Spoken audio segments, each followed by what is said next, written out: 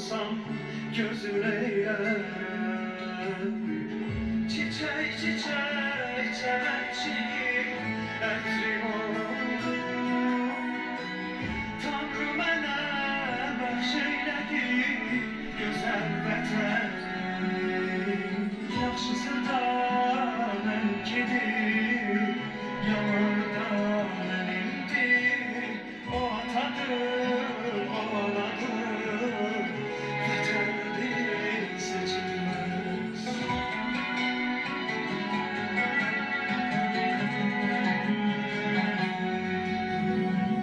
Çaylar daşıb sel olmasa bulaq quruyar.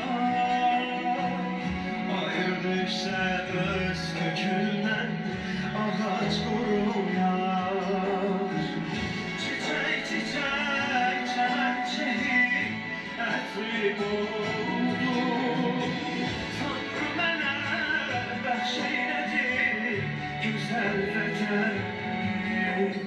Yaxşısı da mənimkidir, yamanı da mənimdir. O atadır, o anadır, vətəndir seçilməz. Yaxşısı da mənimkidir. Namizəd, cəmaatı ərəfləməyə başqa yer tapmaq. Gərək elə bizim kəndə gələrdi. Heydər Əlirzoğlu Əliyev.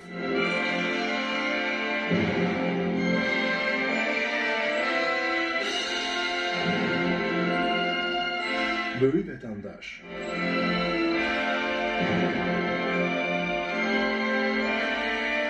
Böyük Azərbaycanlı.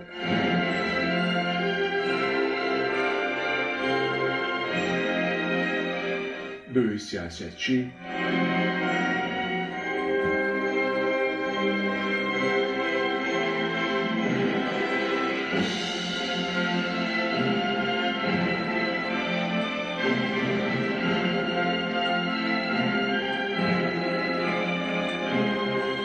Böyük lider. Ulu Öndər Heydər Əliyev, müasir Azərbaycan dövlətinin qurucusu, ölkəmizin davamlı inkişaf strategiyasının müəllifi, milli iqtisadiyyatın əsaslarını yaratmış şəxsiyyətdir. Həyatını xalqının rifahına, Azərbaycanın inkişafına həsr etmiş Heydər Əliyevi yaşadan, ilk növbədə onun vətəninə hədsiz sevgisi, xalqı və dövləti üçün atdığı cəsarətli addımlardır. Azərbaycan mənim ürəyimdir. Azərbaycan mənim nəfəsimdir. Azərbaycan mənim həyatımdır. El bilir ki, sən mənimsən. Yurdum, yuvam, məskənimsən. Anam, doğma vətənimsən. Ayrılar mı könül candan? Azərbaycan, Azərbaycan. Her bir insan için onun milli mensubiyeti